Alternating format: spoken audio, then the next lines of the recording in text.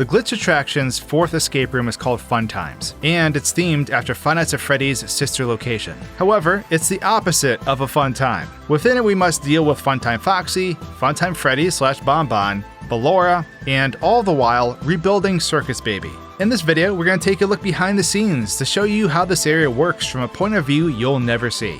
Except here, that is. Of course, I'm going to break stuff too. We'll be exploring all the rooms you can't normally go in, and finding some cool stuff out of bounds. So, I hope you enjoy.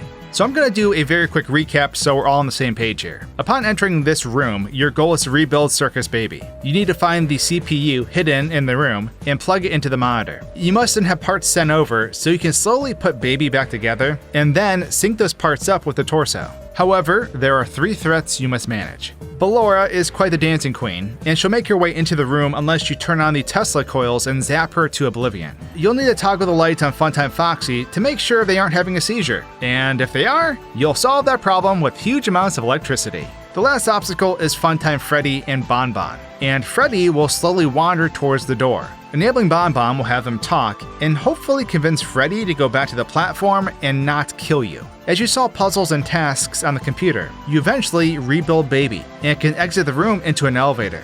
Recap aside, let's jump in. So the first area on our adventure is the title screen, and we see the back half of this room, this sister location set, and we have Ballora and Funtime Freddy walking on by. Now they continually walk to the left and to the right, and they cross paths. And that's all this title screen has to offer in terms of the animatronics you can see. However, there's things going on in the background you cannot see. So for starters, both these characters, Ballora and Funtime Freddy, they basically walk out of bounds or through walls, and they snap back into place to basically walk past again. Now of course you're probably wondering, where's Funtime Foxy? Well, Funtime Foxy actually does appear in this scene, except in an area you can never see them. They are directly behind where the camera is facing for the initial title screen. So, if we were to look around, you would actually see them waving and doing their stage getup, the thing they do actually in-game, just out of sight of the camera. I'm not sure why they didn't include Funtime Foxy in this scene, similar to how they do in all the other scenes that came before this, but yeah, they are just hidden behind us and we can never see them.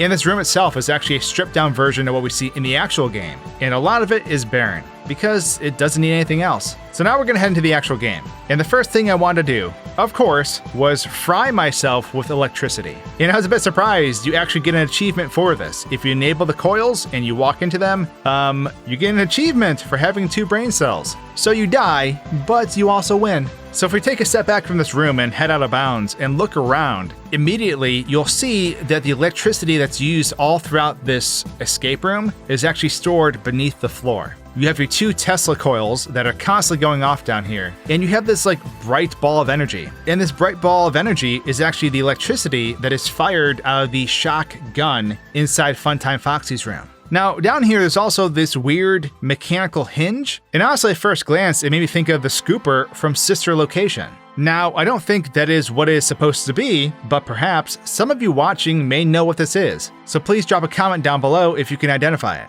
As we continue our trip out of bounds, there is actually a room stored away from this one that contains all of Baby's parts. Now I say the term room very loosely because it's actually 4 intersecting planes of geometry, and within you actually have both sets of legs and arms stored inside. So, as you're going through this escape room and you're having parts sent to you, they're actually pulled from here and then they are inserted in the delivery elevator. Now, as we complete our final loop out of bounds, we come across some hidden rooms that, to my knowledge, I don't know how to get into, and we'll talk about these again later. But within this small closet space, there is a newspaper, and on this newspaper it reads, Utah News, Corpse Stolen. An unidentified woman wearing a strange costume has stolen an old man's corpse. So yeah, this is just stored right here behind a locked door, and we'll come back to this later because this is an area that you go through when the chapter is ending. But overall, this entire sister location setup is pretty robust. We have multiple rooms, and the other hallway for Ballora that she goes down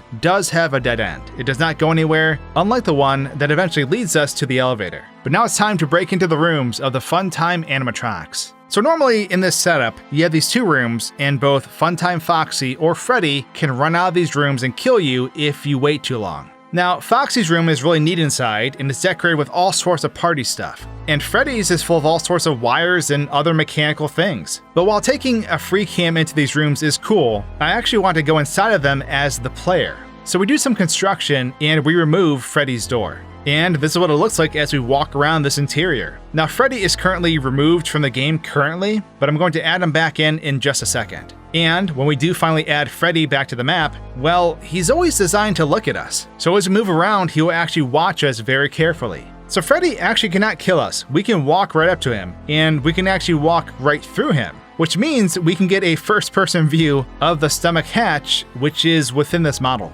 And something else that is really neat is that Funtime Freddy does not actually walk out of the room. They warp to different locations around the room and they don't actually walk to those destinations. Now, I found this really odd, only because the developers in turn did decide to have Freddy walk back to his starting location. So if you activate Bonbon and Bonbon convinces Freddy to go back to his platform, Funtime Freddy will actually walk at that moment. So it's kind of weird that they actually have a walking animation for this part, but they decide to not have a walking animation as he slowly exits the room. Now, before we leave this room, something else that is funny is that Funtime Freddy's face, his head, is always designed to look at the player. Now, I mentioned that before, but if we move behind Funtime Freddy, well, his head is going to turn upside down to try to look at us. And it looks very, very strange. So now that we're done with Freddy's room, we're going to move into the room of Funtime Foxy. And we can enter this room while Foxy is on stage, and we are free to move around, and there's nothing weird about it. But something that's interesting is that as time goes on, of course, Funtime Foxy starts to glitch out, and then eventually they hunt down the player. Now, Funtime Foxy is designed so that they must walk to the front of the room before they can pursue the player. This is normally so they can exit the door, but because we're in the room, they do a 180, and they begin trying to find us inside the party room. Now, Foxy's pathfinding in this room is a bit glitchy because all the objects in here do not have collision, and as I move between them, the pathfinding keeps recalculating. So we can make Foxy dance back and forth as they try to get to the player, and we can technically prevent them from ever doing so.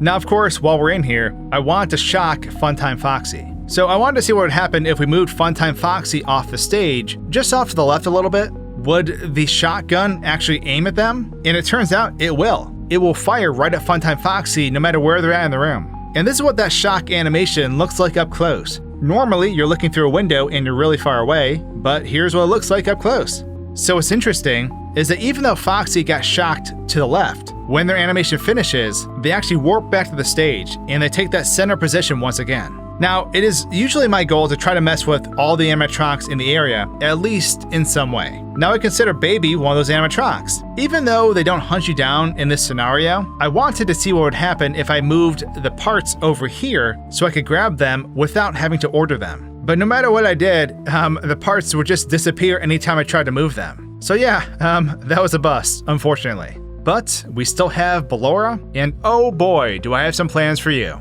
So first up, we're going to take Ballora apart. So Ballora is actually stored underground right next to those shock animations that I showed off earlier. She's just down here dancing. And when she's ready to pursue the player, she gets spawned in one of the two hallways up above. Now, the jump scares in this area are a bit different than the other areas. So I actually was not able to make myself invincible, but I needed some safety. So I took one of the computer monitors and moved it way above the room. And then I took the player character, the person we control, and I moved them on top of the monitor. So now we're using the monitor as a platform and we're above the room. This will mean Ballora cannot reach us. And so she comes out of the hallway and she starts running after us. Now, because we're in the air, she actually runs up against the wall and her torso arcs all the way backwards. So I guess her upper body is designed to always look at the player, similar to Funtime Freddy.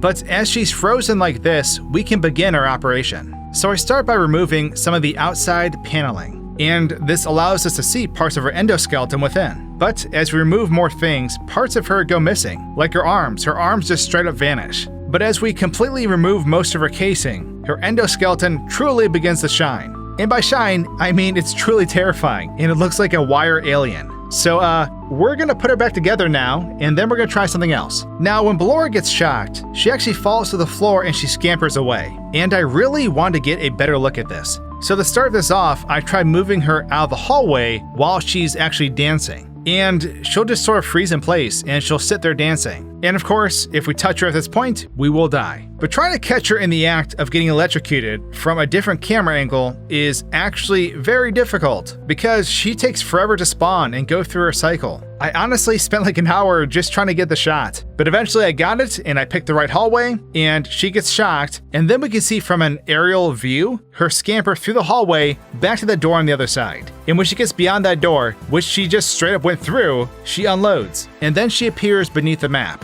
So she goes back to her storage location under the map, but she's still in her crazy crawling animation. And what's really terrifying is her legs are actually bent backwards. It is truly nightmare fuel. So what's interesting is I spent a lot of time in this room trying to get this Ballora thing to work. And for some reason, out of bounds, there is like this little red light that is raising upwards. It never stops moving and it's continually moving upwards, and I don't know what it's supposed to be. But it's here and I thought I'd point it out. But now it's time to exit this room and proceed onwards. Now, when things wrap up, you have these little robots that come out. And in the files, these robots are called JOES? Joes. I'm not sure why they're called that. Perhaps you guys know, but that's what they're called. But when these guys spawn, we can now move through that right hallway. And the hallway eventually leads us to an elevator.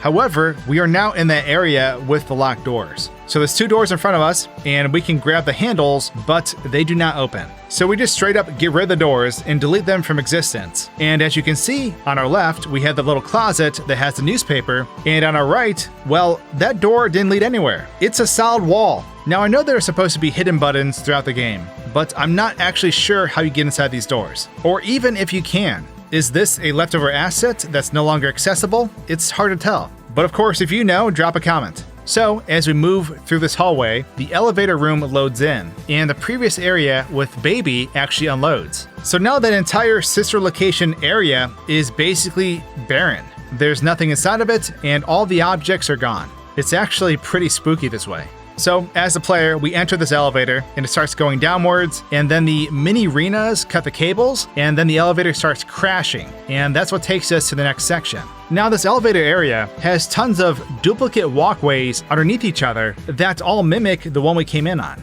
All of them lead to doors with nothing beyond them, and if we keep moving way below this map, we'll eventually find a room with blue lights. Now after the mini-arenas cut the cable, the elevator falls, and it falls into this room down here, and it shakes around. And it actually seems like the elevator is falling, but it's just moved down here, and it's the textured wall that creates the illusion that the elevator is falling. And with a mighty crash at the end, the Funtimes escape room comes to a close. But of course, I hope you enjoyed this breakdown. Subscribe if you did, and I'll see you all in the next one.